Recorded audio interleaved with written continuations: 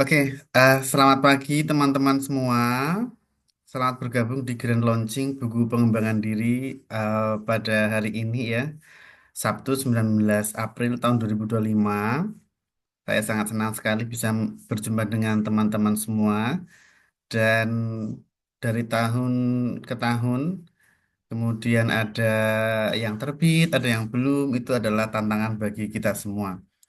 Em, Untuk itu saya mengucap terima kasih yang telah sukses ya selesai dan akhirnya bukunya terbit dan ada yang cetak ulang, ada yang sudah habis, ada yang masih proses. Kita tunggu ya dari tahun 2023 ya. Mas Tia angkatan 2000, angkatan pertama ya Mas ya? Ya, betul Mas. Betul. 2000 2023. 2023 terbit 2024. Iya, oke. Untuk kesempatan pertama, walaupun pernah kita acarakan ya punya Mas Tio. Waktu sekilas ya Mas ya, yang workshop menulis ya Mas ya. Betul, betul Mas. Tapi mungkin nanti masing-masing penulis 10 menit kita akan meminta Mas Tio untuk bagaimana sebuah value itu ditulis dengan sangat rapi, ya, ditulis dengan sangat cermat dan lumayan pembacanya karena merasa bahwa tulisannya relate, tulisannya enak dibaca dan ringan, tapi tidak apa namanya tidak ini ya, menye-menye. Ringan itu artinya banyak pelajaran hidup ya. Yang saya baca di situ. Teman-teman juga pernah ada yang menyampaikan ke saya, pembaca muda mahasiswa yang bilang ke saya bahwa buku value ini memiliki kekuatan cepat dibaca dan banyak hal yang uh, ditemukan di buku Mas Tio. Monggo Mas Tio untuk berbagi bersama kami. Saya ini ya, apa namanya, share spotnya. Oke, monggo Mas Tio. Oke, makasih Mas Tio. Selamat pagi teman-teman semua. Selamat pagi. Em, Mungkin dulu kan saya pernah sharing ya tentang buku value. Mungkin saya ulang aja. Jadi bukunya ini. Nah, bukunya ini itu sebenarnya tulisan lama saya di media sosial yang pernah saya bukukan. Tapi waktu itu ada kekeliruan-kekeliruan. Jadi penempatan value. Jadi mungkin saya sebelum ke arah ke penulisannya, mungkin saya sharing dulu. Value itu apa sih? Value itu adalah saya ambil dari value perusahaan saya, tempat bekerja sampai sekarang. Jadi di tempat bekerja saya sekarang tuh ada 5 value yang harus apa ya dilaksanakan oleh karyawan. Jadi ada value integritas, terus ada value integrity, winning spirit, relationship sama innovation. Jadi ada 5. Yang kemudian saya pikir kalau karyawan dituntut seperti itu, maksudnya kita harus melaksanakan seperti itu.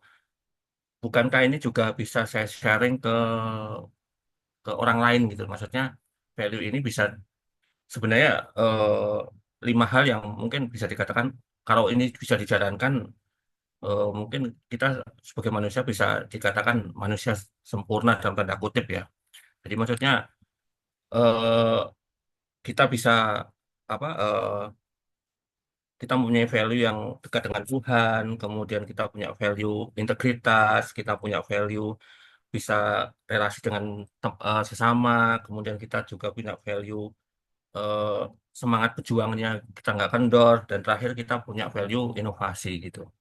Nah, tapi saya ngambil cara bukan dengan menulis istilahnya kayak textbook gitu loh. Oh, relationship tuh ini seperti ini caranya gini-gini. Saya nggak berkompeten gitu. Saya merasa saya nggak mampu menulis seperti itu. Akhirnya saya mengambil sisi perenungan gitu. Jadi saya ambil perenungan yang saya ambil dari media sosial, terutama Instagram, yang saya pikir saya bisa ngambil hikmahnya dan kemudian saya tempatkan di value-value itu. Misalnya, contoh kalau di buku saya, eh, ini saya buka acak aja ya, misalnya tentang dua admin gitu. Dua admin itu masuk di relationship. Itu saya dapat dari postingan Instagram tentang kalau di otak kita tuh dianggap ada dua admin gitu. Jadi satu admin respon cepat sama satu admin memikir bijak. Nah itu saya kemudian ambil hikmahnya dari tulisan itu gitu. Dari tulisan itu saya ambil hikmahnya. Ternyata eh, meskipun ditulis dua admin, tapi mereka itu bekerja secara sinergi gitu loh. Nah, bagaimana dengan kita ya? Kita juga sama gitu. Meskipun kita apa mungkin berrelasi dengan orang, kita juga bisa bersinergi dengan orang itu gitu. Nah, saya ngambil contoh di tulisan saya itu saya ngambil contoh tentang produk gitu loh. Tentang produk. Jadi saya menganalogikan kita itu sebagai produk. Jadi produk itu lebih bagus kalau di branding gitu. Jadi contoh kalau di perusahaan saya kan saya distributor. Jadi kalau ada produk baru biasanya dikemas dengan ditempel dengan produk lama supaya produk lamanya juga dapat value dalam tanda kutip semakin murah dan produk barunya dikenal sama orang lain. Nah, itu cara-cara seperti itu yang saya pakai untuk menulis value ini. Jadi masing-masing value ada 8 cerita kalau nggak salah, 8 tulisan. Jadi total ada 40 tulisan. Dan ini memang mungkin kalau dibilang ini saya kelebihan saya gitu. Saya menulis memang suka bikin kayak gini perenungan-perenungan gitu. Meskipun sekarang-sekarang ini lagi mencoba nulis novel, mau mau ikut lomba novel di Dio sama ada beberapa event-event saya juga mau ikut. Jadi saya mau coba novel karena kok imajinasi saya kok enggak. Saya berkembangnya kok sekarang malah imajinasi saya lebih ke novel gitu. Saya perenungan juga tetap tetap nulis kalau ada Oh, fiksi ya Mas pengen ya menulis. sekarang-sekarang ini. Ya, tapi sekarang ini kok saya kok imajinasinya saya punya cerita banyak banget gitu. Yang aneh-aneh gitu, yang absurd-absurd. Ya, akhirnya saya udahlah nulis novel dulu sambil Ya, kalau ada event ini sebentar lagi di bulan Juli ada event yang dulu saya pernah sampaikan 30 DJ itu saya siapin saya udah siapin nulis non fiksi lagi. Jadi biar biar biarlah novel untuk belajar saya di fiksi dan event-event di non fiksi. itu cara Mas Tio mengembangkan diri ya. Iya, ya itu salah. Mas saya kemarin nulis non fiksi kok di otak saya itu kok banyak cerita-cerita aneh-aneh gitu Mas. Ya udahlah, kebetulan ada satu tema yang cocok dengan lomba di Media ya udah saya pikir lagi proses nulis Mas. Jadi mungkin akhir April atau awal pertengahan Mei lah saya kirim ke Mas Dio. Oke, pasca buku value ini, Mas Tio pernah mendapatkan respon dari teman pembaca atau mungkin pembaca baru, mungkin yang membuat kesan kayak gitu.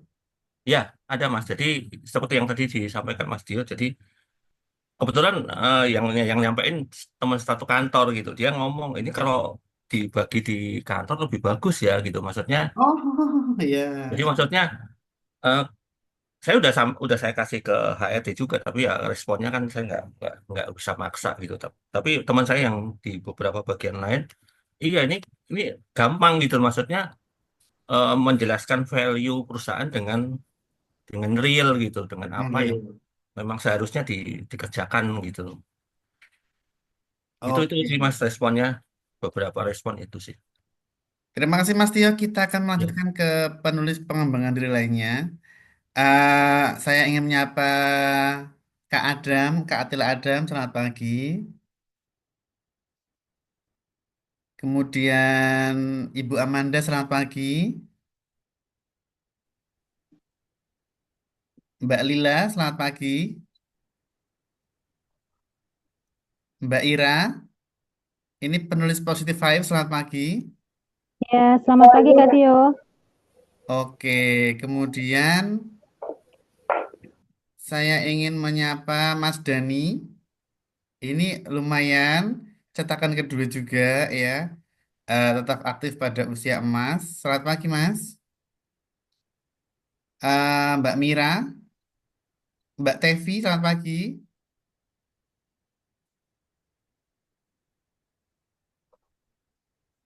Kemudian Ibu Nur yang kemarin kita luncurkan. Kita ke Mbak Ira dulu deh, sambil nunggu yang lain ya. Mbak Ira, apa yang membuat Mbak Ira akhirnya menyelesaikan Positive Vibes? Semangat apa dan juga motivasi terbesar yang ingin dicapai dan akhirnya terbit. Monggo Mbak Ira berbagi bersama kami. Baik, Kak Dio, Assalamualaikum warahmatullahi wabarakatuh, teman-teman semuanya. Selamat pagi. Selamat Jadi pagi. ini ya, Kak Dio, ini sebelumnya terima kasih berkat penerbit Biomedia ini ya. Saya intinya terima kasih sama Kak Dio dan penerbit Biomedia karena sudah mau menerbitkan buku pertama saya, buku Positive Vibes. Jadi gini Kak Dio, saya dulu itu punya impian, cita-cita itu menulis buku. Cuma saya tidak tahu kapan persisnya mimpi itu hadir ya. Karena dulu waktu SD, jujur waktu itu saya senang membaca cerita non fiksi, cerita fiksi, cerita cerpen itu dulu sampai kelas 3 itu nulis di buku tulis, jadi seolah-olah itu saya punya buku sendiri, punya buku antologi cerpen sendiri. Jadi saya nulis di buku tulis itu kan banyak halaman itu ya buku tulis, lalu saya nulis buat cerpen di halaman pertama, halaman kedua dan berikutnya sampai seperti antologi itu ya. Dan setelah itu SMP SMA itu saya lupa dengan mimpi saya ini, kemudian saya ingat lagi tuh karena di waktu kuliah karena saya di jurusan pendidikan bahasa dan sastra Indonesia. Nah, di situ saya menemukan kembali mimpi saya, menemukan kembali passion saya untuk belajar menulis, kemudian menulis cerpen gitu ya, membaca novel.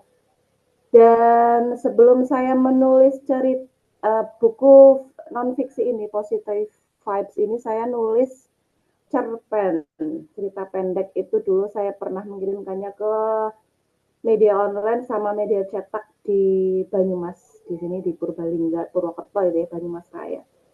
Kemudian yang cerpen ya alhamdulillah ada yang ke media, kemudian ada yang dibukukan juga, tapi bentuk antologi cerpen bareng teman-teman di sini. Ada juga yang teman-teman teman-teman online juga seperti ini sekarang. Kemudian iya terus saya punya mimpi lagi, saya kalau bikin novel itu sepertinya susah ya. Nah, bagi saya tuh masih sulit sekali karena harus research ke sana kemari gitu ya kalau harus menulis novel. Saya mencoba dulu untuk menulis buku non fiksi dan ini maaf ini ya non fiksi ya dan ini juga sebenarnya tidak mudah ya karena harus membaca sana sini juga. Dan kebetulan waktu itu saya menulis di buku catatan saya bahwa resolusi nanti di tahun 2024 saya ingin menulis buku yang non fiksi ini dan kebetulan sekali ini algoritma Instagram ya saya ketemu penerbit Biomedia ada pengumuman di situ flyer di situ akademi menulis gitu kemudian saya memberanikan diri nih Kak Dio memberanikan diri untuk menulis di penerbit Biomedia. Saya juga waktu itu sempat bingung ya mau menulis tentang apa. Terus saya mencoba untuk merenung, flashback kembali ke kehidupan saya yang dulu, bagaimana apa yang saya amati dan saya ambil keputusan untuk menulis tentang berpikir positif gitu ya. Dan ya awalnya saya ya ada gambaran untuk menulis apa gitu ya tapi di tengah perjalanan ya ternyata ya tidak ya ya mudah tapi tidak mudah juga ya karena kadang memang untuk ide-ide itu kan tidak selamanya itu selalu muncul begitu saja ya kadang kita harus berpikir dulu apa idenya terus kita harus menutup dulu bukunya menutup dulu laptopnya semuanya harus berpikir merenung baru setelah itu bisa menulis lagi. Dan di sela-sela kesibukan saya juga sebagai guru, sebagai ibu, dua anak ya yang masih kecil, saya juga kadang yang tadi Kak dia sampaikan motivasi apa yang bisa akhirnya saya bisa melanjutkan. Karena kadang juga lelah ya capek sampai rumah harus menghadapi dua bocil karena di sekolah juga sudah mengajar, saya ngajar di SMK, harus mengajar di SMK, kemudian pulangnya ketemu anak-anak kecil gitu ya, harus saya nginau nih, harus ngomong dan lain sebagainya. Motivasi saya yaitu kembali lagi saya dulunya pengen bikin atau menulis buku, dan saya juga pernah menyampaikan ke teman saya di sekolahan bahwa saya ingin menulis buku, minimal sekali buku itu nantinya akan dibaca oleh anak-anak saya ketika nanti mungkin saya sudah tidak ada, atau itu menjadi nasihat nantinya untuk anak-anak saya.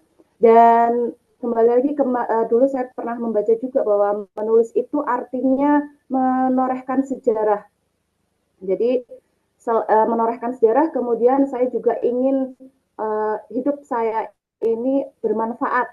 Bermanfaat itu bukan hanya tadi untuk anak saya, tapi juga untuk lingkungan saya dan untuk orang lain begitu. Jadi ya hidup saya itu ingin bermanfaat karena sebaik-baik manusia adalah manusia yang bermanfaat. Saya berpikir begitu. Kemudian di dalam prosesnya ketika saya menulis ya saya harus banyak membaca buku. Jujur Kak Dio, dengan adanya ini saya juga jadi lebih banyak membaca buku ya. Kalau dalam setahun mungkin saya hanya membaca beberapa buku, misalnya 3-4 buku. Dengan apa ya adanya akademi ini, saya jadi lebih ini ya lagi ya, harus lebih banyak menulis lagi, membaca lagi, kemudian jadi lebih mengenal pembaca-pembaca yang lain, penulis-penulis lainnya lagi, mengenal pemikiran-pemikiran mereka lagi. Sempat terhenti lama ini Kak Dio ya, waktu Nggak apa-apa, proses. ya sempat terhenti lama karena ya itu tadi kesibukan, lagi-lagi ini kesibukan jadi alasan ya, sebenarnya nggak boleh ya.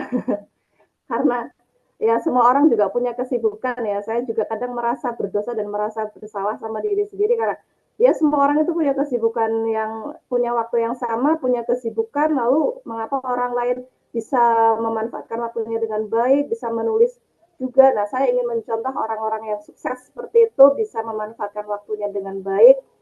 Akhirnya ya nulis lagi, baca lagi, ini gimana lagi, mikir lagi gitu. Kadang sehari cuma nulis 1 paragraf, 2 paragraf, nanti saya tutup lagi. Saya kadang mikir apa ini, mikirnya sambil ngajar ya, ketika mengajar di kelas, kemudian siswa lagi mengerjakan latihan soal atau diskusi, ya saya mengerjakan buku saya gitu Kak Dio, di sela-sela seperti itu. Nanti ketika siswa selesai, saya selesai menulis, saya menjelaskan. Nanti begitu seterusnya. Jadi di sela-sela seperti itu. Atau di saat saya jam tidak mengajar, saya ke perpustakaan, saya baca-baca buku di perpustakaan. Nah, kadang di buku perpustakaan itu saya juga menemukan kata-kata mutiara ya dari penulis lainnya itu, yang kembali lagi bisa membangkitkan motivasi saya untuk menulis. Dan saya itu ingat betul di YouTube itu saya lihat videonya Panji, komika di Indonesia, itu mengatakan bahwa uh, jangan pernah membunuh mimpi, karena nanti mimpi itu akan tumbuh lagi dan bangkit lagi, tapi dalam bentuk penyesalan. Jadi, wah, iya ya, jangan sampai nantinya saya tuh menyesal pada akhirnya karena saya tidak berjuang, tidak saya memperjuangkan mimpi saya ini untuk menulis buku. Akhirnya ya itu ketika saya malas atau ketika saya sok sibuk itu tadi, saya nulis lagi. Sampai akhirnya saya targetkan, wah Desember pokoknya harus selesai, harus saya serahkan ke Kak Dio. Pokoknya nanti 2025 saya bukunya sudah jadi, dan saya selalu membayangkan bahwa buku itu bagaimana nanti bentuknya, bagaimana nanti rupanya buku itu ada gitu. Oke. Ya, terima kasih, kurang lebihnya seperti itu pengalaman saya ketika menulis dan motivasi. Ya, oke. Mudah-mudahan nanti bisa menular ke guru-guru yang lain atau pembaca yang lain dan juga bisa diacarakan di tempat yang lain juga untuk positifnya Mbak Ira ya. Iya, Saya iya, ingin terima menyapa, kasih. selamat ya untuk bukunya. Saya menyapa Ya, Ibu Amanda Katili, selamat pagi. Halo, Pagi. pagi. Kemarin yang ulang tahun siapa? Bu Tantri ya? Iya, Bu Tantri. Oke. Ini yang bukunya Grace juga, memoir tentang pegiat harmoni bumi yang sangat mengaduk emosi, menggabungkan. Ya, ini teman-teman yang belum punya bisa pesan di Tokopedia sudah ada semua ya teman-teman dari bukunya Bu Amanda, Bu Ira, kemudian Kak Atila semuanya ada, Mas Tia juga sudah ada eh, tentang Akademi Menulis Buku Pengembangan Diri sudah bisa diakses secara online di marketplace.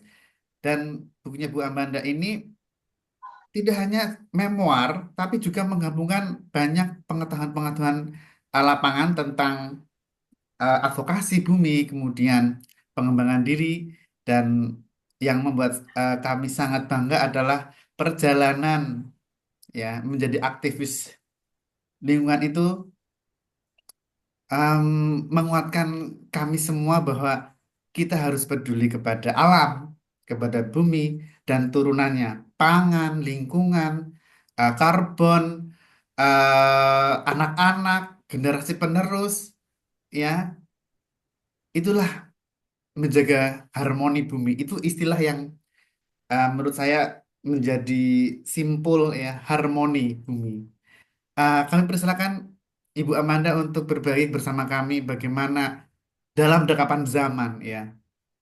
Ini puitis sekaligus menunjukkan iktikat yang kuat, harmoni bumi harus kita jaga ya. Dan juga sekali lagi kita semua ternyata menjadi pemimpin untuk menjaga bumi kita. Monggo Ibu Amanda. Terima kasih. Nggak apa-apa ya dia saya, yang lain-lain belum. Oh, nggak apa-apa Eh, ini random. Nanti setelah itu oke, oke, oke. karena kan ada lumayan ini jadi kita Iya. 10-15 menit per penulis. Oke, jadi terima kasih Kak Dio juga teman-teman yang hadir. Itu bukunya ada dipegang cucu saya di Ah iya. background. Mm-mm. Cucu saya umurnya hampir 3 tahun dan bukunya itu judulnya Dalam Dekapan Zaman. Dan ini sebenarnya memang memoir. Tapi ketika itu Kak Dio membuka kesempatan siapa yang mau membuat buku pengembangan diri melalui Akademi Menulis ya namanya ya. Ya. Nah, terus saya tanya Kak Dio, ini saya niatnya memoir, apa bisa juga pengembangan diri? Oh, bisa sekali gitu katanya. Jadi saya semangat. Nah, karena saya kebetulan sudah cukup lama berkecimpung dalam bidang terkait bumi ini, baik bidang lingkungan hidup, perubahan iklim, sustainability, dan lain sebagainya.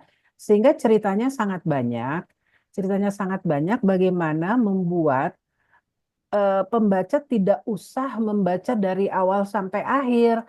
Karena kalau dilihat dengan foto dan lain sebagainya itu jumlahnya 420 halaman buku ini. Padahal kan Kak Dio waktu itu bilangnya 150 halaman. Hmm. Sehingga akhirnya saya mencoba membuatnya itu dengan jadi tidak usah baca seluruhnya. Siapa yang mau baca bab 1 silakan, yang mau baca bab 4 silakan. Jadi diharapkan bab-bab ini berdiri sendiri. Dan memang ceritanya ya boleh dibilang pengalaman saya selama 50 tahun deh sejak tamat SMA bergiat dalam bidang ini. Dan seperti kata Kak Dio tadi, ada bidang kuliner, ada tentang keberlanjutan, ada tentang coaching, ada tentang pemuda, ada tentang pendidikan, tentang pekerjaan, dan lain sebagainya. Maka namanya dalam dekapan zaman, pegiat harmoni bumi. Yang sangat membantu adalah mengikuti akademi ini karena kan ayo kirim jadwal siapa yang sudah buat jadwal. Terus terang saya sudah membuat cukup banyak buku juga baik sebagai kontributor, editor, tapi dengan mengikuti Akademi Diomedia ini kan kita di apa ya disemangati gitu mana jadwalnya. Oh iya ya harus bikin jadwal ya. Nah, pas bukunya sudah jadi, terima kasih atas kesabaran Diomedes dan lain sebagainya, saya kaget sendiri, 420 halaman.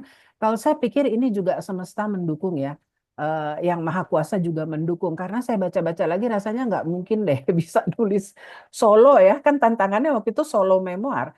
Kalau antologi kan banyak, kita komunitas menulis memoir sudah membuat beberapa buku. Saya pikir, waduh ini sepertinya memang benar-benar anugerah dari Tuhan Yang Maha Kuasa. Tapi mungkin tadi terkait ya sama ibu guru tadi, kebetulan saya juga adalah penulis kolom mingguan di sebuah media online. Jadi sejak 2018 itu saya sudah menulis dan sampai sekarang itu hampir 300 artikel yang saya tulis terkait itu tadi bumi tadi. Nah, jadi ada beberapa yang dari artikel itu juga bisa saya integrasikan untuk buku ini. Nah, tapi yang menarik, buku ini juga diterjemahkan ke bahasa Inggris. Sehingga launchingnya berkali-kali nih. Launching di Jakarta waktu itu, Kak Dio juga hadir. Kemudian juga yang versi bahasa Inggris launching di konferensi PBB untuk perubahan iklim UN Climate Change Conference yang waktu itu diselenggarakan di Baku, Azerbaijan.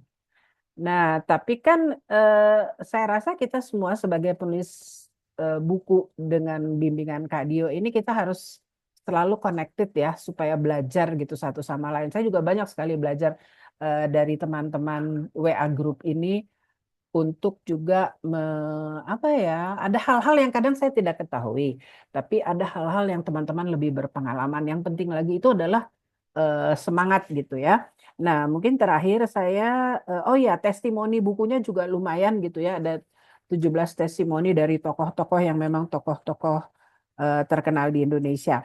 Nah, jadi saya bacakan gitu ya sedikit ya. Jadi ada prolognya. Prolognya itu judulnya Memulai Jejak, Refleksi dan Aksi. Bab 1 Mengenal Bumi, Nilai dan Nasibnya. Bab 2 menggalang memoir untuk bumi. Ini dengan Kak Dio waktu itu kita bikin buku, ada 93 penulis dari 15 negara menulis tentang pengalaman mereka bergiat dengan bumi. Lalu bab 3 mengukir landasan pendidikan. Itu pendidikan apa yang saya alami dari berbagai jenjang pendidikan. Kemudian bab 4 itu mengembangkan profesi harmoni bumi. Bagaimana kita professional development saya terutama. Lalu bab 5 menuju masa depan berkelanjutan, sustainability. Sekarang kan banyak sekali orang bicara ESG, apa tujuan pembangunan berkelanjutan dan lain sebagainya. Kemudian bab 6 itu mendunia dalam dialog global. Itu pengalaman saya di panggung dunia. Kemudian bab 7 membawa perubahan dengan kata. Saya banyak menulis di situ cerita tentang pengalaman-pengalaman, apakah menulis kolom dan lain sebagainya. Tapi cita-cita saya on my bucket list itu adalah pengen bisa nulis novel, gimana sih caranya, atau pengen bisa nulis cerpen seperti kata narasumber sebelumnya. Kemudian bab 8 adalah menginspirasi melalui climate coaching. Ini coaching ini seperti coaching olahraga ya, tapi ini dalam bidang lingkungan. Apa bedanya coaching dengan yang lain? Coaching itu kita bermitra dengan seseorang gitu, berdiskusi. Jadi saya tidak mengatakan pada mitra saya, kamu harus begini, kamu harus begitu. Bayangkan selama 50 tahun saya bergerak dalam bidang ini, tiba-tiba menjadi coach, saya nggak boleh begitu. Itu harus datang dari hati si mitra saya itu. Kemudian bab 9 tentunya mewacanakan filsafat ilmu dan teknologi karena saya cukup lama juga bergerak dalam bidang itu. Bab 10 mengangkat citra kuliner lokal karena kuliner lokal itu juga membantu menyikapi krisis iklim. Bab 11, bab terakhir adalah menjalin kolaborasi pemuda. Kegiatan pengalaman saya bagaimana bekerja atau bergiat dengan pemuda. Nah, dalam tiap bab ini ada boxnya. Jadi box yang memperjelas isi bab tersebut atau cerita atau apa supaya lebih bisa paham babnya. Dan yang terakhir adalah epilognya, judulnya Perjalanan Tak Berakhir. Jadi kita tidak berhenti sampai di situ. Tapi dari akademi menulis ini yang selalu saya apa ya, saya pegang terus kata-kata Kak Dio ya, eh, apa? Jangan plagiat, sebutkan eh, apa namanya pustakanya dan lain sebagainya. Sehingga kalau dilihat pustaka saya ini berapa puluh halaman gitu ya yang saya rujuk gitu untuk buku tersebut. Mungkin 20 halamanan ada kali ya khusus pustakanya dan itu ternyata memang sangat membantu. Jadi itu pengalamannya. Terima kasih teman-teman tentunya yang saling memberi semangat dan Kak Dio dan Dio Media. Proses pencetakannya, editingnya, layoutnya dan lain sebagainya itu juga sangat terbantu oleh Dio Media. Terima kasih. Terima kasih Ibu Manda. Teman-teman bahwa apa yang sudah kita tulis seperti yang disampaikan oleh Ibu Amanda, kemudian juga yang sebelumnya tentang disiplin ya, menjadi kolumnis atau mungkin menulis rutin, itu sangat membantu untuk mengembangkan naskah. Hmm. Oke, nanti sesi dengan Ibu Amanda dan juga pembicara sebelumnya untuk cerita jawab teman-teman di akhir ini ya. Masih ada banyak karena kita maraton grand launchingnya. Terima kasih Ibu Amanda. Kita ke Kak Miranti. Selamat pagi Kak Mira. Selamat pagi semuanya. Iya, ini baru ini ya recovery ya Kak ya.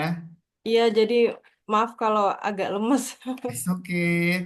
Iya, em, bukunya Kak Mira tentang budgeting ya, bagaimana mengatur keuangan finance yang saya sangat memikirkan itu. Ya punya dana, katakanlah ya, punya dana ini untuk apa sebenarnya dana itu ya kan ya, punya uang, tapi bagaimana mengatur keuangan. Mm-mm. Nah, ini menarik karena kalau kita tidak memahami bagaimana uang itu kita atur, ya, ya larinya nanti kan nggak jelas uang itu, penggunaannya, perencanaannya. Nah, Kak Miranti ini berbagi tips dan juga mengembangkannya malah ya, agar budget atau anggaran itu bisa kita maksimalkan dan punya nilai daya guna dan juga sekali lagi bahwa mengatur keuangan itu tidak hanya orang ekonomi, kita semua memahami bahwa um, manajemen itu bisa kita lakukan untuk semua bidang, untuk semua hal, ya.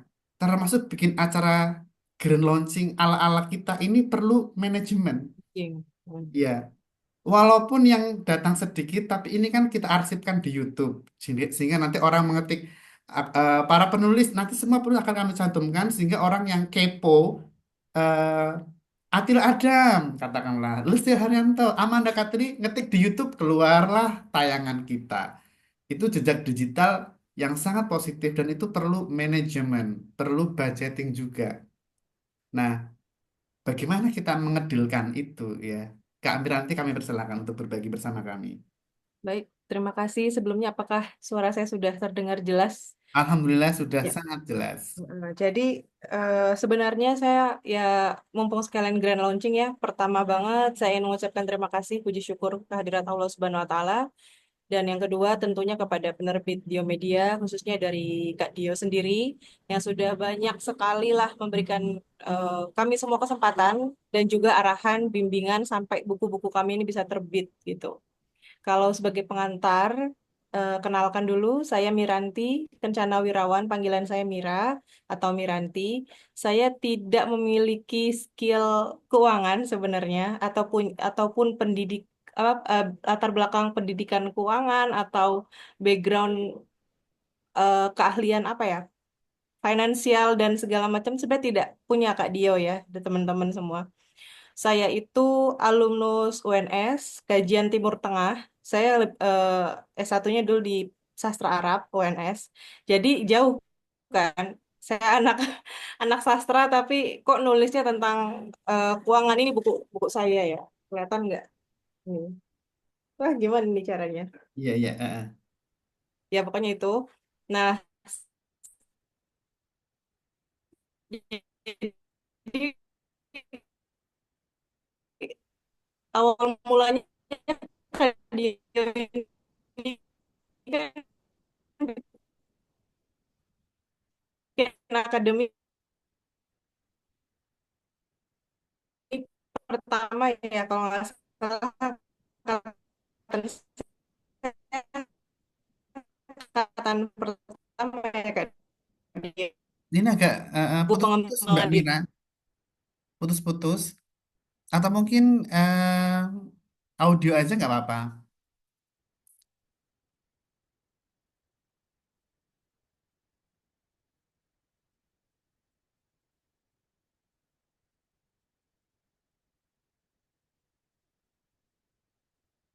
Halo.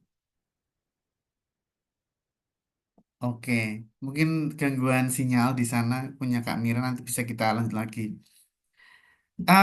Saya ingin menyapa Mbak Lila Kholiatul Jamiah. Nanti Kak Mira bisa apa melanjutkan kembali. Apa kabar Mbak Lila panggilannya ya? Iya, Kak Dio, selamat Oke. pagi. Nanti Kak Mira bisa bergabung lagi. Untungnya hidup bersyukur. Awalnya bukan itu judulnya ya, tetapi saya Iya, sebagai editor merasa bahwa perjalanan lika-liku hidup mengasuh buah hati ternyata itu penuh rasa syukur. Di balik tiap bab itu ada kebahagiaan.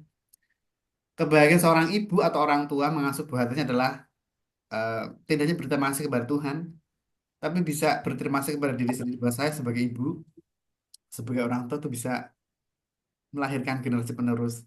Dan itu saya rasakan betul rasa syukur Mbak Lila dengan suami dan juga anak-anak di rumah. Dan yang iya. lebih nekat lagi, teman-teman, Mbak Lila ini kepala sekolah dan memutuskan resign. Mbak Mira nanti boleh ini ya, apa lanjut lagi ya? Iya siap, sorry tadi nggak stabil koneksinya. Iya iya, boleh kita lanjutkan lagi mungkin koneksinya? Ya nanti kita Kalau minta Mbak. sekarang udah pakai HP aja biar Oh iya stabil. iya iya, Mbak Lila setelah Kak Mira ya. Ini sebagai Iya, pengganti. ya, Iya nggak ya. apa-apa. Iya. Oke. Oke, Kak Miranti lanjutkan, monggo. Monggo bisa diulang lagi sedikit. Ya. Nggak apa-apa kalau Mbak Holilatul dulu juga nggak apa-apa. Kak Miranti kan sudah bergabung lagi. Iya, silakan. Oh iya, oke. Mm-mm. Aduh, mohon maaf banget. It's okay. Kadang juga saya gitu, ya. Ya, jadi ya intinya saya itu tadi terakhir dari mana ya putusnya? Dari sastra Arab. Oh iya, dari sastra Arab. Ya. Nah, itu jadi ya perkenalan diri saya sekilas seperti itu. Background saya sastra, jadi saya selama ini menulis ya produk-produk sastra turunannya gitu. Novel, puisi, cerpen, kayak gitu. Walaupun Memoir tidak ya. aktif-aktif amat gitu ya. Mm. Iya, ya. Kebetulan saya kebetulan juga satu alma mater sama Kadio gitu. Eh, Lalu dengan adanya kesempatan ini saya menulis Deal with Your Budget ini karena saya pikir saya harus mencoba menulis sesuatu yang baru yang belum pernah saya coba gitu. Ini ada kesempatan baik gitu. Itu temanya Kak Dio, saya antara menulis parenting atau menulis tentang keuangan. Yang jelas hal-hal yang menurut saya baru itu saya merasa setelah menikah tuh baru baru ada itu adalah pertama managing keuangan, kemudian menjadi ibu, menjadi orang tua gitu ya. Jadi, halo? Iya, iya. Iya, lancar, lancar. Ya, oh lancar. Soalnya ini gambarnya nggak gerak. Ya udah, terus akhirnya saya coba nulis tentang keuangan.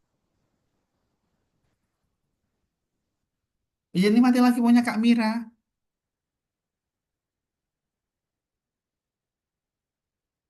Punya Kak Mira mati lagi. Putus-putus. Untuk mengatur Hmm. kebutuhan rumah tangga kayak gitu. Iya. Atau mungkin pakai audio saja Kak Mira supaya lancar. Audio saja. Gambarnya di close. Videonya di close.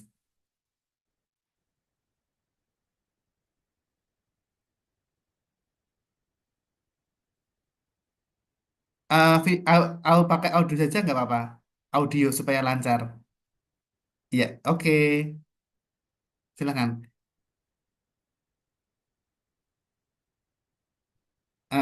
Ini insya Allah kalau audio saja insya Allah lancar. Sinyalnya lancar. Oke. Kak Lila. Kak Lila, halo. Iya, halo. Ya, oke. Nanti setelah ini Kak Tevi ya. Nah, nanti itu Kak Adam. Oke. Ya, lanjut. Akhirnya nih tadi saya waktu itu saya mendengar bahwa walaupun saya full mengajar kemudian menjadi kepala sekolah, tapi saya punya anak kecil ya yang harus saya asuh dan akhirnya menjadi full mom ya begitu. Monggo Iya, kalian berbagi. Akhirnya eh, tergerak untuk menulis buku ini. Silahkan berbagi. iya. Iya.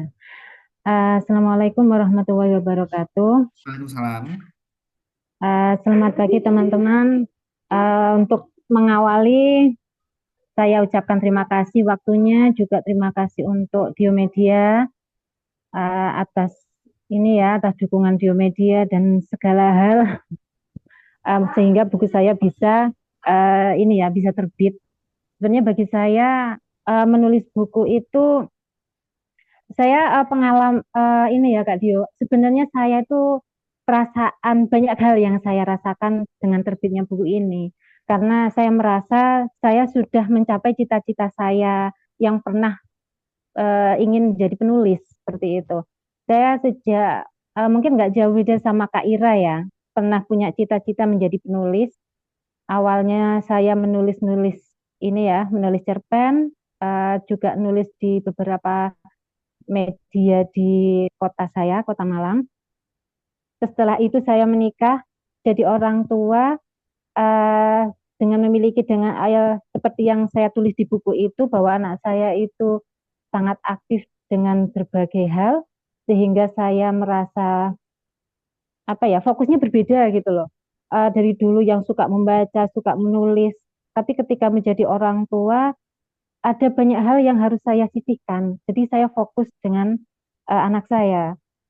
Sedangkan saya mengalami banyak hal ketika menjadi orang tua. Dari situ saya menulis pengalaman-pengalaman itu, terus perasaan-perasaan saya itu dalam diary. Tiap hari saya tulis. Ada rasa senang, perkembangan. Dilalah memang saya suka menulis diary sejak dulu.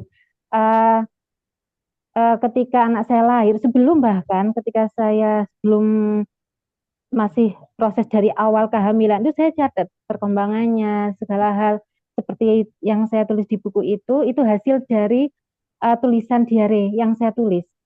Oh gitu. Terus setelah Bagaimana iya poin-poin yang di buku itu akhirnya tersusun?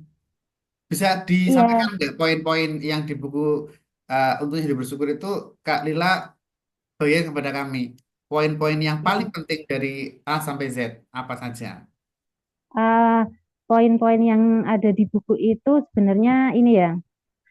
Saya menjelaskan yang per bab atau gimana Kak Dio? Bebas, yang jelas yang urut-urut saja supaya kita bisa enak dengarnya. Iya. Hmm. Eh, dari pertama kan tentang perkembangannya. Hmm. Perkembangan dia itu kan dari awal tuh saya menulis ketika saya hamil tuh saya tulis perkembangan dari apa ya kehamilan, Hmm. gejala apa yang saya tulis. Dilalah saya itu menulis juga tentang saya orang Jawa Kak Tio. Orang Jawa itu punya ritual ya, ada istilah 4 bulanan, apa 7 bulanan. Terus selama itu kan kita tidak boleh melakukan ini, terus harus melakukan itu kan gitu. Terus ada doa-doa juga yang harus saya lakukan gitu kan. Dilalah memang saya itu pernah di pesantren, guru saya pernah mengajarkan doa-doa ketika hamil, surat-surat apa dalam Al-Quran yang harus dibaca, terus orang tua, keluarga saya juga melakukan itu, akhirnya saya pun melakukan itu, kan gitu. Jadi selama kehamilan, itu setiap hari itu ada doa khusus yang saya baca, ada surat-surat di dalam Al-Quran yang harus saya baca setiap hari gitu. Dengan harapan ya tiap orang ya ingin harapan ketika hamil tuh pengen anaknya sehat, terus apa sempurna ya lahir batin, terus apa nanti jadi anak soleh kayak gitu. Dari situ saya baca terus sampai masa kelahiran anak saya. Dilalah memang ketika anak saya itu lahir kok ada gejala-gejala yang memang orang lain tidak merasakan. Mungkin setiap orang berbeda gitu. Yang membuat saya apa ya tertarik untuk menulis ya ini itu juga kok berbeda kondisinya saya tulis di situ. Terus ketika dia lahir saya memang suka baca buku, saya perhatikan perkembangannya, saya memang ada buku perkembangan dia, buku teori-teori perkembangan saya baca, terus bagaimana perkembangan dia saya juga amati, saya tulis perkembangan itu di diary kan seperti itu awalnya. Saya nggak nyangka kok ketika di waktu sekarang terus tiba-tiba itu saya punya catatan dia sejak dari apa ya ketika hamil sampai lahir kan gitu. Seperti di bab 1 itu. Jadi di bab 1 itu antara teori dan apa yang perkembangan yang terjadi itu saya mix di dalam bab 1 itu. Terus di bab 2 itu sebenarnya kan anak saya kan di bab 2 itu dia yang berbeda. Sebenarnya itu dia itu yang nggak berbeda juga dengan anak umuran lain. Kalau saya perhatikan dan saya lihat di buku yang saya baca, sebenarnya perkembangan dia itu normal-normal aja gitu. Dilalah memang saya itu hidup di lingkungan yang mungkin perkembangan anak saya dengan anak-anak di kampung saya itu berbeda, sehingga anak saya terlihat sangat berbeda. Apalagi dari kecilnya umur 7 bulan dia sudah berceloteh, apa bergumam gitu ya, berceloteh. Terus mungkin anak lain umur 2 tahun masih belajar ngomong, anak saya sudah lancar SPOK-nya secara sederhana seperti itu. Terus dia suka buku sejak kecil. Kan ketika hamil saya suka membaca dan saya suka baca India kan gitu. Ternyata ketika dia lahir, ketika saya bacain buku dia diam, memperhatikan, terus merespon. Nah, di umur ketika dia suka berceloteh, itu dia seringkali setelah saya bacain buku dia ikutan berceloteh seperti itu. Jadi memang verbalnya lebih cepat daripada anak-anak yang lain. Mungkin ya karena stimulasi dari saya juga. Terus apa ya? Dari fisiknya, gerakannya juga berbeda dengan yang lain. Bagaimana ketika dia bertanya, ketika anak-anak lain masih belajar bicara, dia sudah belajar bertanya, banyak hal kayak gitu itu ya, sehingga membuat orang lain tuh kadang dianggap tuh berbeda seperti itu. Sehingga uh, ini ya, terus ketika ini juga apa dia bosan, dia tuh anaknya kan bosan, suka eksplor mainan ini mainan itu seperti itu kan. Terus ketika dia bosan selalu mencari sesuatu yang membuat dia senang, sehingga orang-orang lingkungan di sekitar itu menganggap itu hal yang apa ya, apa ya, nakal kayak gitu. Bagi anak orang-orang yang memang sudah apa ya, sudah tahu dunia anak-anak dan psikologi anak, saya kira itu biasa-biasa aja sebenarnya. Cuman karena banyak yang tidak tahu, sehingga respon mereka berlebihan. Dia dibentak, dilarang ini dan itu. Nah, seperti itu. Sehingga banyak label-label yang dia dapatkan, di anak nakal lah, di apa ya, cerewet karena banyak bertanya kan seperti itu. Terus di bab 2 itu ada pikiran yang berputar. Maksudnya tuh dia tuh anaknya suka berpikir. Dari apa yang dia pikirkan tuh dia suka bertanya, siapapun dia tanya. Sehingga itu juga mendapatkan respon yang tidak baik juga di lingkungan seperti itu. Terus dia suka buku, eh, ketika apa yang dia baca pun dia akan tanyakan kepada orang lain. Sehingga ya apa ya, bagi saya sebagai orang tua, oh ternyata dia memahami buku yang dia baca. Bagi teman-teman saya yang memahami dia menganggap bahwa dia itu anak yang cerdas kan seperti itu. Tapi kan tidak semua orang memahami itu.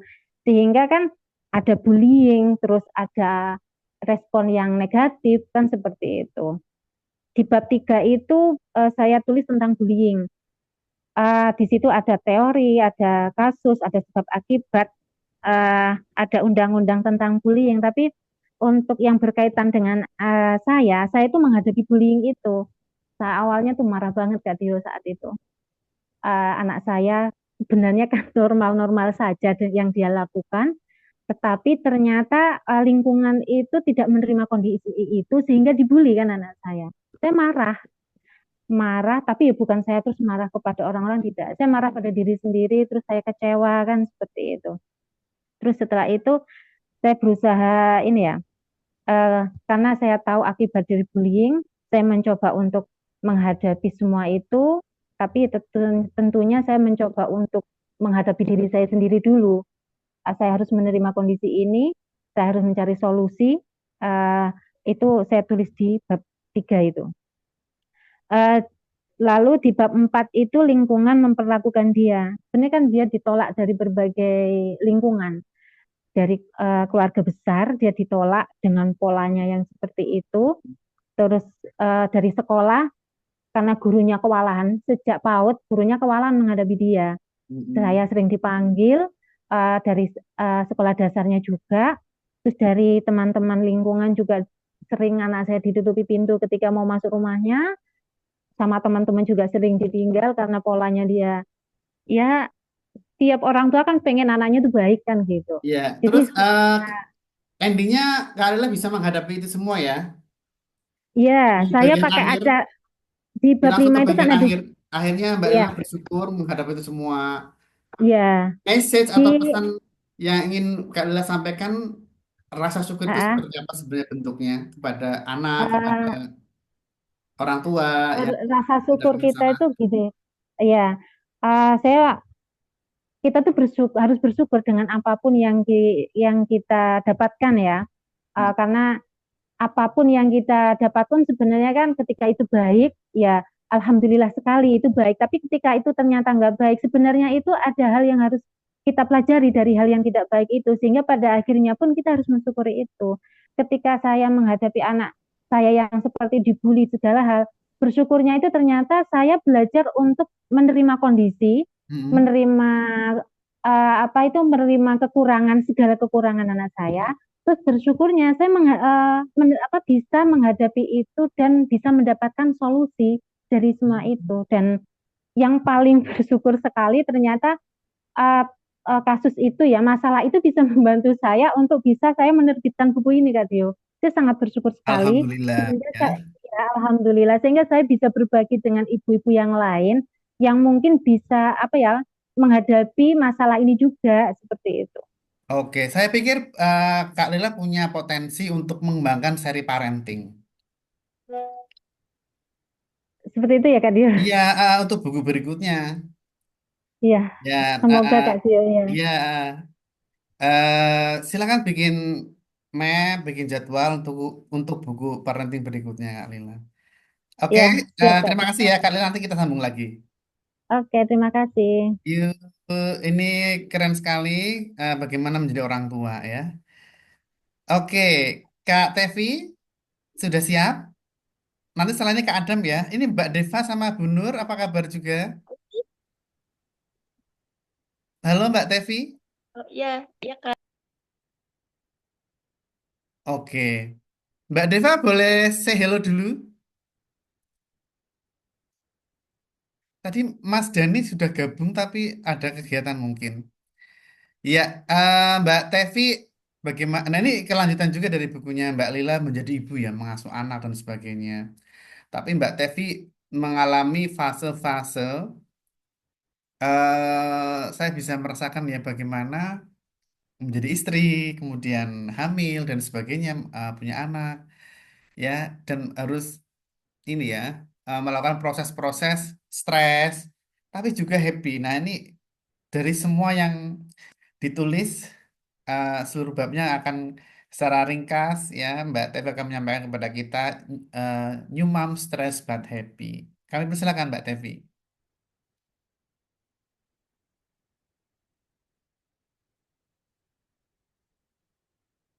Halo?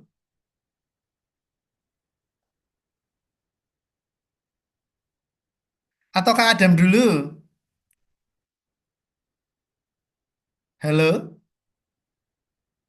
Saya Kang Mas, Ya, silakan Mas Adam dulu silakan. selamat siang. Selamat Saya sekali siang. lagi mau mengucapkan terima kasih kepada penerbit Biomedia yang sudah sangat sabar menghadapi saya yang mungkin agak lain kali ya dari penulis-penulis lain. Dan pokoknya saya berterima kasih kepada teman-teman yang memberikan support. Halo? Iya, saya dengarkan. Lanjut, lanjut Mas Ya, Adam ceritanya. terima kasih. Dan saya juga nggak menyangka bahwa buku saya bisa terbit dengan segala lika-liku di belakangnya. Dan saya pun Oke. nggak menyangka bahwa saya bisa berkontribusi juga buat perpustakaan di sini. Kak Adam awal mulai menulis gimana? Suka menulis? Awal menulis itu dari umur 10, 2006, itu saya nulis-nulis di kertas, tapi saya jujur nggak bisa baca karena itu tulisan saya sendiri. Gitu. Dan saya juga pernah gagal untuk baca puisi di Bandung karena ya penyebabnya sama, tulisan saya sendiri. Dan saya pernah down, saya nggak mau menulis lagi, cuma membaca, tapi akhirnya di komunitas saya yang satu lagi di WKCP saya disuruh menulis, dan jadi ujung-ujungnya saya diajak sama temen Nurul buat gabung di Media dan bisa sampai di sini. Oh gitu. Bukunya Mas Adam berapa bab sebenarnya isinya sih? Judulnya apa ya? Boleh disampaikan kepada teman-teman? Judulnya The Story of Cerebral Palsy Man. Ya. Sebanyak 156 halaman. Terus berapa bab isinya? 5 bab. Ya, boleh diceritakan singkat-singkat bab satu tentang apa ya sampai bab akhir dan juga ada banyak gambarnya ya. Iya, betul. Ya, oh, oke diceritakan. Walaupun pernah kita bikin kelas Zoom ya khusus Iya, ya. bikin kelas dan ada di YouTube-nya juga. Ya, silakan dibagikan kepada kami Kak Adam. Pertama adalah kisah masa kecil di mana saya mengalami pengobatan, terutama pengobatan tradisional, pengobatan medis, dan yang aneh-aneh, pembulian. Terus saya selalu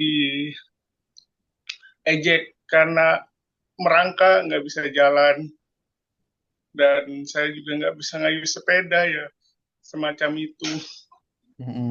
Terus kenapa saya bikin memoir ini, karena 2004 itu cerebral palsy belum dikenal, apalagi di luar Jawa. Saya waktu itu juga nanya ya sebenarnya cerebral palsy itu apa ya? Mungkin boleh dibantu jelaskan. Cerebral palsy itu adalah kelumpuhan batang otak. Ya. Jadi kalau saya seperti orang stroke, tapi saya dari lahir. Oke. Dan cukup struggle juga hidupnya. Ya mulai dari situ, terus pindah keluar kota, pindah ke Jawa Barat untuk sekolah dari SD sampai SMA. Pencarian jati diri itu yang sangat luar biasa. Disitulah saya mengalami bullying secara langsung. Oke. Teman-teman, saya ingin jadi bentar ya. Waktu saya ingat sekali ingin bercerita bahwa waktu Kak Adam lahir itu diinkubasi ya, ada 5 bayi ya. Iya, diinkubasi 5 bayi dan cuma saya yang selamat, alhamdulillah. Lainnya meninggal dan dikerubung semut ya. Iya, ada yang dikerungi semut, ada yang jantungnya berhenti. Oh gitu. Kalau bab 2 tentang apa, Mas Adam bab 2? Tentang pencarian jati diri. Nah, apa yang dicari sebenarnya dari kecil, remaja hingga sekarang dewasa dan akhirnya sudah punya jati diri berarti sekarang ya? Iya, alhamdulillah. Iya, silakan diceritakan. Sampai bab 5 ya, silakan. Saya jujur, pencarian jati diri ini adalah hal yang paling berat yang pernah saya alami. Selain saya bandel, pernah tinggal enggak sama mama, cuma sama nenek sama suster. Terus saya sakit, akhirnya disuruh pulang ke Depok lagi, dan ya di situ saya menerima bully. Kamu disuruh kerja ini, kamu disuruh yang ini, tapi itu rekomendasi guru, bukan atas kemauan saya sendiri. Jadi itu adalah hal yang paling berat dalam hidup saya. Meskipun sisanya jalan-jalan. Ya. Jati diri sebenarnya Mbak, menurut Mas Adam seperti apa sih yang akhirnya ketemu dan mantap? saya semenjak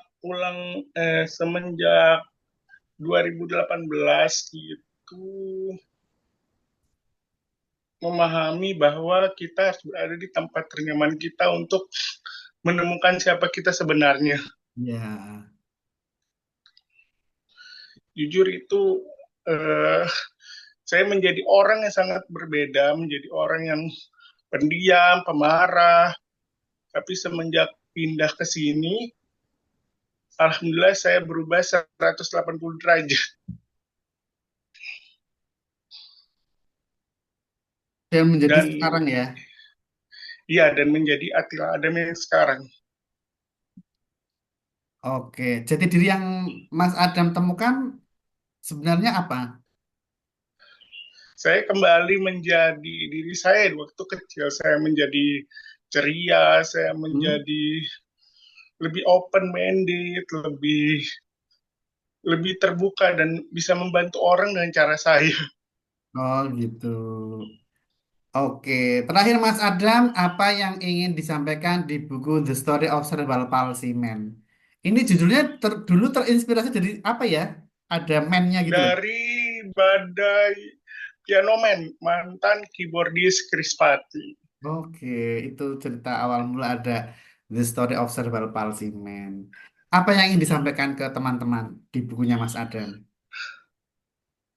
Hmm, bahwa kita harus berada di tempat ternyaman kita untuk Mhm. mengeluarkan potensi diri, dan intinya kalau penyandang disabilitas itu harus punya karya, karena eh, mau tidak mau, suka tidak suka, kita harus menerima stigma bahwa kita dipandang sebelah mata itu memang benar. Saya merasakan sendiri. Dan Apa kita yang memang harus punya sesuatu untuk ditunjukkan. Oke.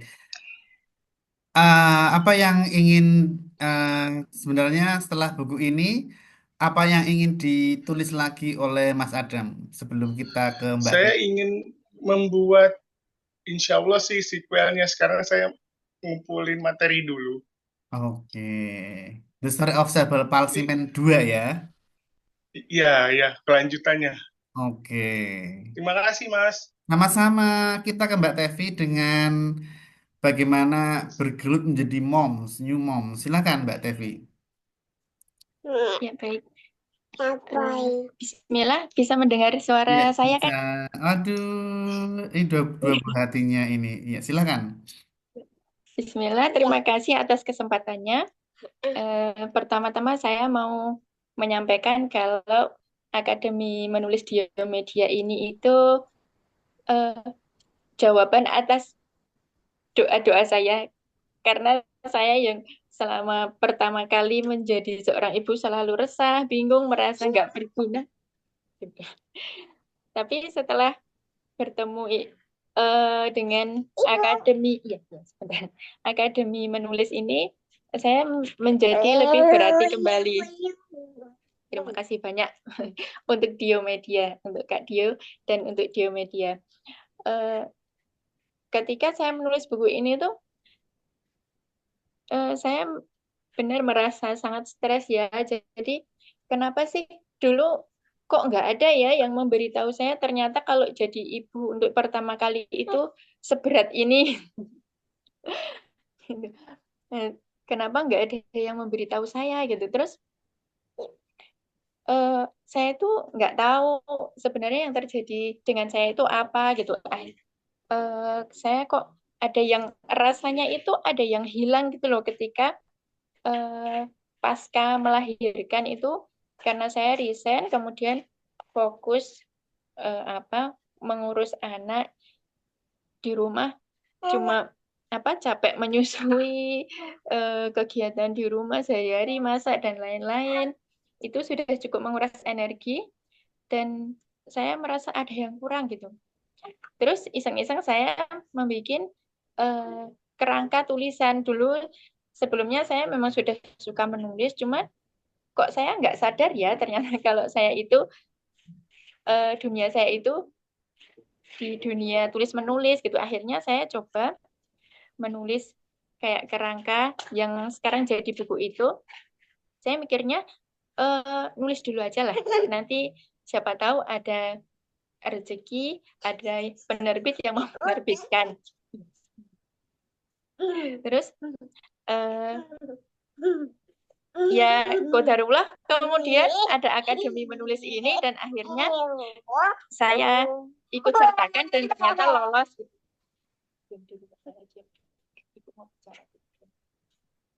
Dan Oke, akhirnya lolos. poin-poin di buku New Moms Stress But Happy boleh disampaikan Kak Tevi.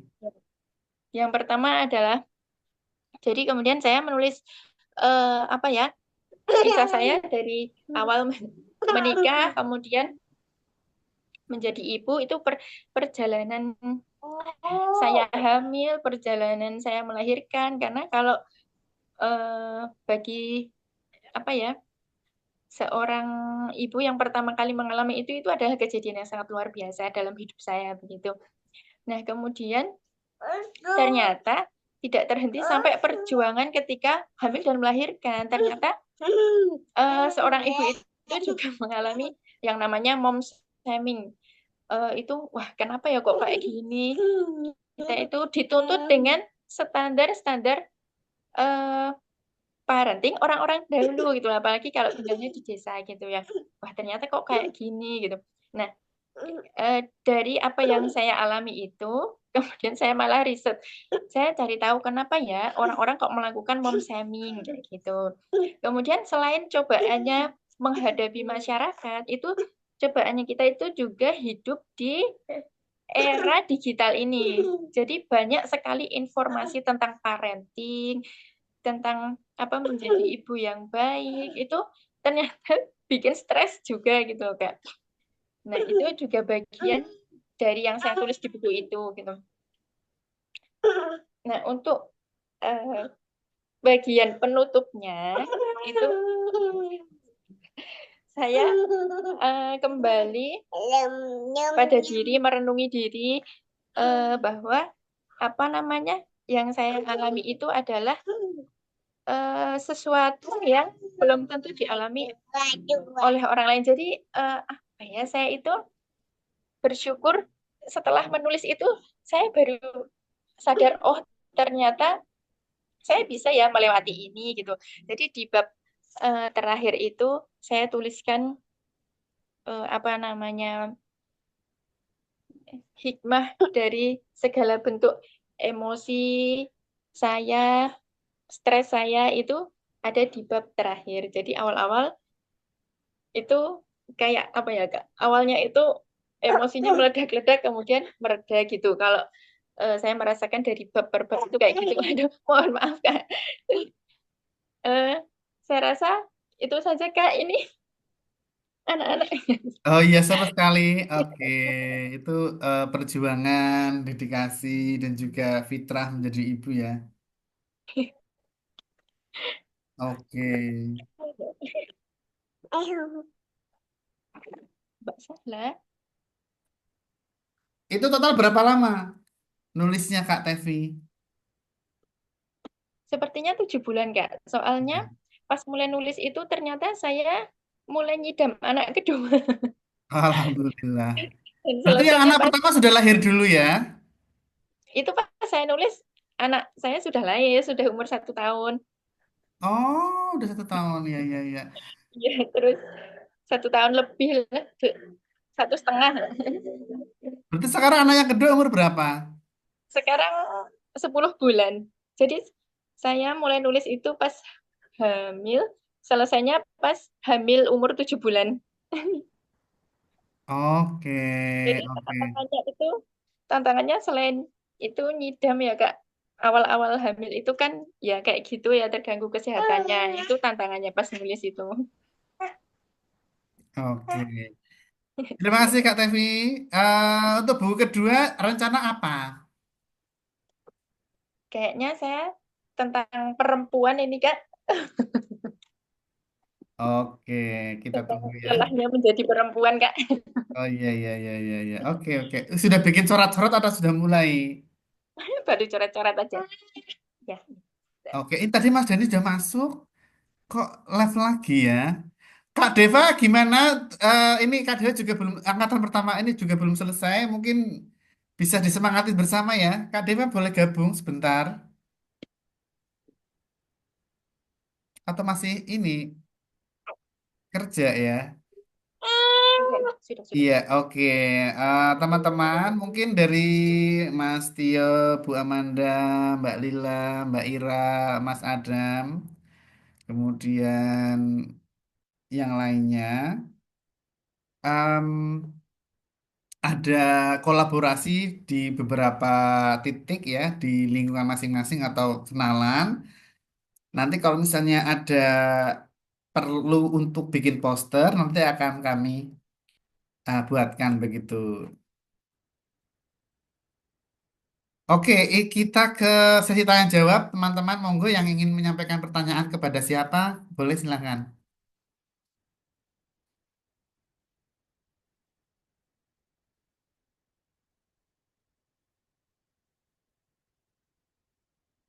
Oke, Mbak Lila silakan. Ke siapa? Saya pertanyaan untuk Kak Mira. Ini Kak Mira ini belum gabung lagi. Sudah. Oh, belum gabung lagi. Ke siapa boleh? Ke Bu Amanda, ke Mas Tio, ke Mbak Ira, ke Mbak Tevi juga boleh. Silakan. Kalau untuk Kak Atila, ini ya, saya ingin menyampaikan, mungkin karena ini ya, ada maaf sebelumnya. Saya hanya pengen ngasih semangat untuk Kak Atila. Kak Atila di Terima Malang tuh kasih. ada seorang penulis bernama Ratna Ibrahim. Tulisannya itu banyak banget. Dia seorang budayawan yang dulu ketika saya jadi mahasiswa, itu rumahnya itu sangat terbuka untuk mahasiswa, sehingga kami bisa mengakses buku-bukunya, diskusi setiap minggu di sana. Beliau sama seperti Kak Atila, beliau menulis di atas kursi roda dan beliau selalu menyapa kita dengan ramah. Saya berharap nanti Masya Kak Atila Allah. sesemangat itu dan bisa sukses kayak Mbak Ratna Ibrahim. Insya Allah, terima kasih, Kak. Iya. Nanti saya nunggu kalau Kak Mira ini ya, Kak Dio. Saya pengen tanya tentang masalah ini ya, yang di bukunya Kak Mira. Apa mungkin Bu bisa chat di grup Oh akademi iya, aja. iya iya. Monggo pertanyaan Cukup berikutnya. sekian. Iya, iya. Ada yang ingin bertanya ke para para narasumber, teman-teman, silakan. Mumpung masih ada 15 menit. Kalau belum ada, saya ingin bertanya ke Mas Tio ya. Mas Tio, untuk proyek buku pengembangan diri yang sekarang sedang ditulis itu sebenarnya apa, Mas? Jadi Oh, saya dengar cuma novel-novel gitu loh, yang pengembangan diri yang bukan fiksi, apa, Mas? kemarin saya masukin ke e-book Mas. Jadi ada satu komunitas, Mm-mm, ada ada mentornya ada punya itu mm-mm. e-book saya tampilin e-book isinya Tentang, isinya tentang hal-hal yang ada di sekitar kita. Jadi saya ngambil hikmah dari tulisan-tulisan di media sosial juga sih. Saya mm-mm. kumpulin ada Ya. sekitar 30-an saya masukin ke e-book. Lagi diproses, Mas. Mungkin saya nanti bagi gratis karena kemarin mentor saya ngomong mungkin kita sekarang programnya mengenalkan diri kita ke teman-teman kita yang belum tahu kalau kita penulis gitu. Oh Mungkin ya. kita mungkin bagi-bagi gratis e-book lah gitu Itu katanya. sebagai personal branding ya. Betul, betul. Jadi itu udah masuk Mas. Tapi kalau yang sekarang ya kita novel dulu. Coba dulu, oke. Ini ada yang raise hand, Ibu Amanda, kami persilakan. Makasih Kak Tio. Silakan. Terima kasih. Ini tanggapannya untuk Kak Atila ya, karena kan cukup aktif juga di sosial media. Kadang-kadang kalau saya lagi capek atau apa, terus tiba-tiba lihat postingnya Kak Atila, semangat buat apa, saya juga jadi semangat gitu Ola, ya. salamnya ini ya, Bu Amanda. Ola amicus aptodus ya, Kak Atila ya. Artinya apa itu? Iya, iya, di konten. Pola Apa itu amigos artinya atau salamnya? bagian. Jadi Kayak, terima kasih. ayo teman-teman terus semangat. Gitu. Nah, Kalau itu. Ya, teman-teman ola amicus. begitu, Bahasa apa ya itu iya, ya? iya. Bahasa Itali atau bahasa Itu apa? Catalunya kalau nggak salah. Oh, kata. Bahasa Spanyol Barcelona. Heeh. Jadi kadang-kadang kita merasa itu hal yang biasa, tapi ternyata itu benar-benar memberi semangat gitu. Jadi kita saling menyemangati. Tapi saya ingin usul nih ya, tadi kan setiap orang itu kan ada kelebihan dan kekurangannya masing-masing. Terus Kak Atila bilang ingin sadar gitu ya bahwa ingin berbuat lebih banyak dan lain sebagainya. Tapi semua kita pasti tahu ya, Kak Atila ini kan suaranya keren banget ya. berat, bergema dan lagi sebagainya. Jadi kayaknya Hmm. berwibawa banget. Nah, mungkin saya usul bikin ini deh podcast atau apa gitu ya. Jadi dari bukunya itu dibacain jadi audiobook gitu. Sama Kak Atila dibacain gitu bab per bab. Ya, tapi tentunya kan harus latihan dulu ya gimana. Tapi suaranya udah bagus banget tuh. Jadi dengan Bu, suara insya Allah. jadi semangat gitu orang-orang jadi semangat itu aja. Saya tunggu loh. Oke, ini Iya usul yang nggak, insya baik. Allah Bu. Ini usul yang baik dari Ibu Amanda. Nanti kita tunggu ya bab dari mulai bab satu pengantar dan sebagainya. Karena saat kami prosesnya adalah memindah ya WA dari WA ke WA saya pindah, kemudian transkrip dari YouTube kita olah, terus foto-foto juga kita apa namanya pilih-pilih kayak gitu. Lumayan lama saya dibantu oleh editor untuk memindahkan semua WA, kemudian dibantu perbabnya juga. Dan sempat ini ya, banyak yang hilang-hilang waktu itu ya Kak Adam ya. Iya. Karena cara pengirimannya kan kadang loncat-loncat kayak gitu. Jadi mungkin teman-teman kalau yang sudah baca akan tahu strukturnya dan Mas Adam sangat kooperatif untuk mengirim ulang yang ketinggalan-ketinggalan Dan itu Bu saya Amanda. mau ngasih sedikit fakta. Iya gimana? Saya mau ngasih sedikit fakta bahwa saya pernah pusing dan saya pernah bilang ke Mama, "Mah, Adam pengen lompat ke laut." Saking pusingnya untuk menulis. Tapi karena ini mimpi saya harus selesaikan itu. Ya, nanti mungkin Kak Dio juga bisa bantu ya, kita bikin podcast atau apa gitu. Jadi merambah juga itu dia media. Oke, good idea podcast bikin studio sama alat podcastnya ya Kak Amanda ya. Oke, ini ide yang sangat keren untuk kita semua. Mungkin teman-teman juga bisa mengikuti baca satu bab cuplikan-cuplikannya ya di medsos masing-masing pakai audio terus juga ada teksnya kayak itu diedit pakai CapCut itu menarik banget untuk menstimulasi calon pembaca kita kayak gitu. Thank you usulnya Kak Amanda. Oke, ada yang lain mungkin yang ingin bertanya?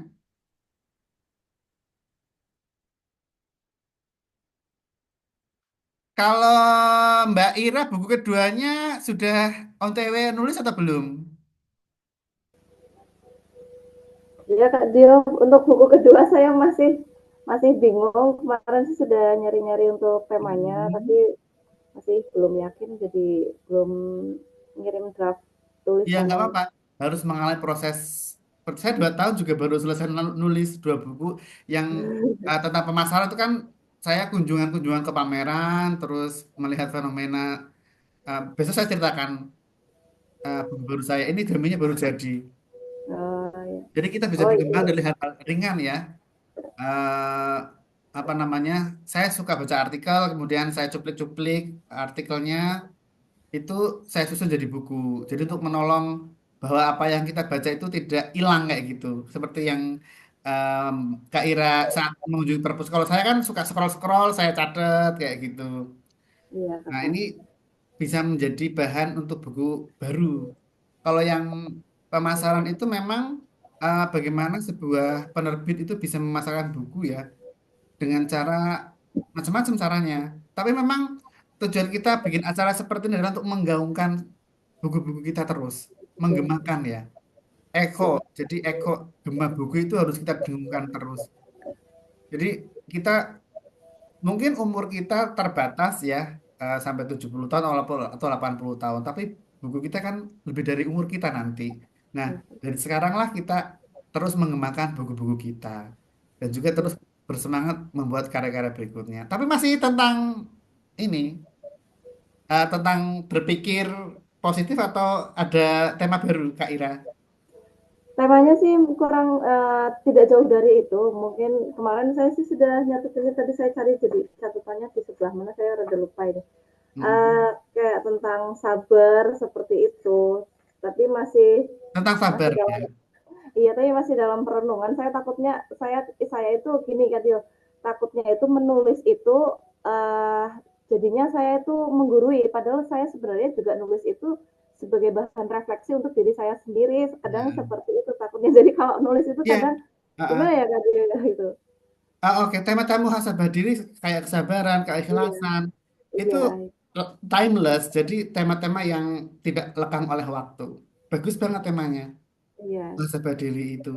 Iya, Refleksi namanya, tujuannya karena refleksi memang diri. untuk refleksi diri ya, karena membaca kan nantinya kan juga jadi membaca berbagai banyak sumber gitu ya, dan akhirnya kan untuk apa ya, untuk untuk mengaca diri sendiri ini harusnya bagaimana gitu kan.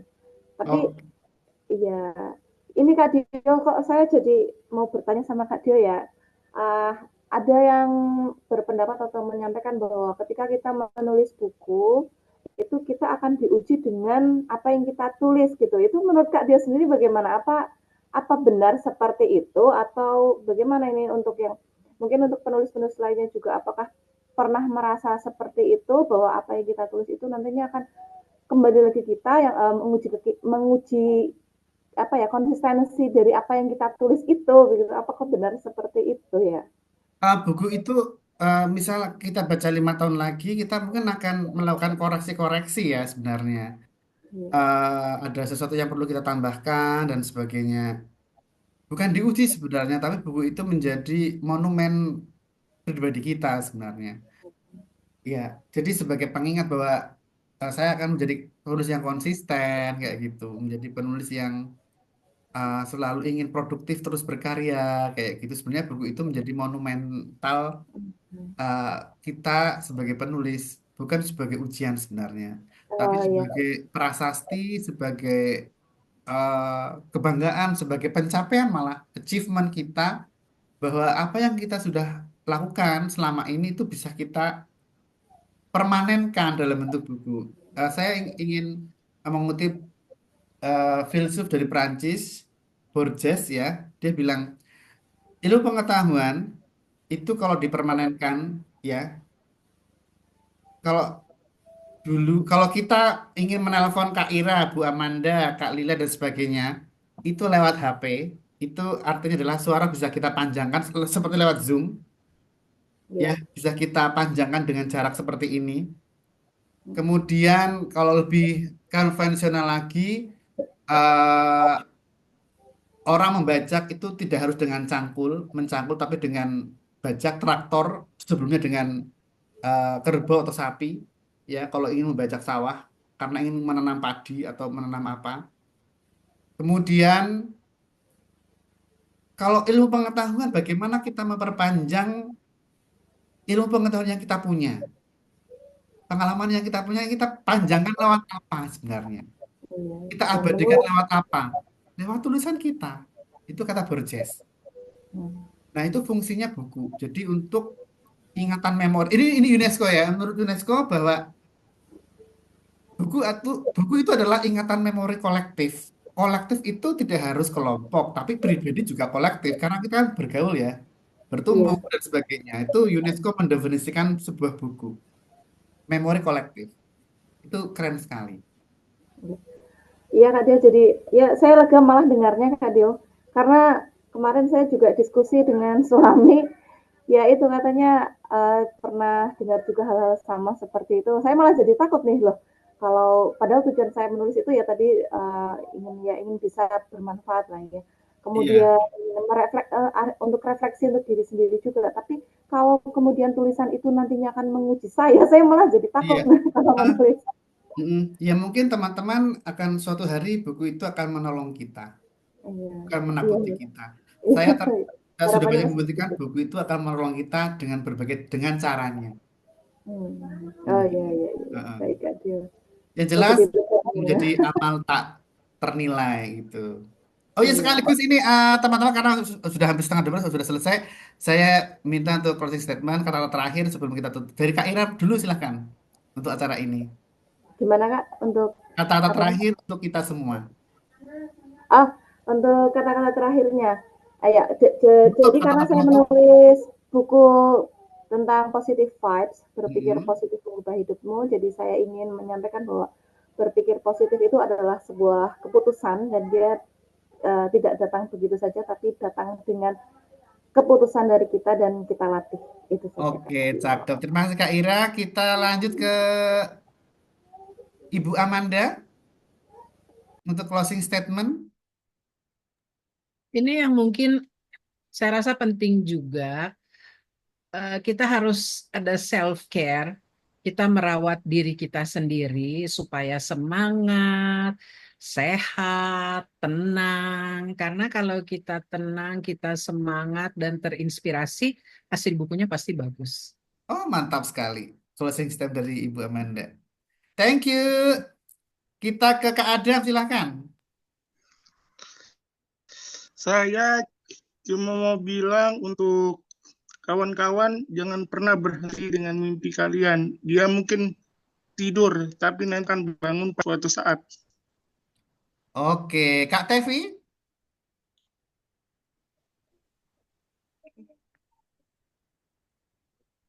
Closing statementnya. Ya, eh, yang ingin saya sampaikan, ketika kita berani membuka satu pintu, maka akan terbuka pintu-pintu yang lainnya. Kayak pengalaman saya ini adalah saya yang berani ikut dengan akademi menulis ini, ternyata membuka kesempatan untuk hal-hal yang lain. Jadi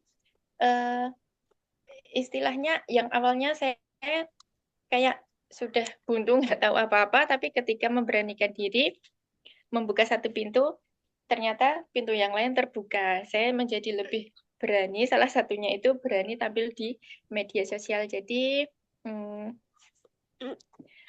saya hanya berpesan jangan berhenti untuk mencoba hal baru.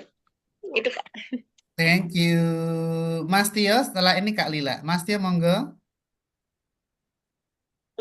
Ya, baik, makasih. Saya cuma mau ngomong menulislah dengan bahagia itu aja, Mas. Makasih. Oke, menulis dengan bahagia. Saya pun sepakat. Terakhir Kak Lila, terima kasih sudah bergabung. Kak Lila gimana Terima, closing ya? ya, terima kasih atas adanya komunitas menulis ini membuat saya selalu merasa disuntik semangat untuk terus menulis. Oke, terima kasih semuanya. Salam kreatif, salam produktif. Kita jumpa besok ya. Kita tutup. Assalamualaikum warahmatullahi wabarakatuh dan selamat siang. Dadah.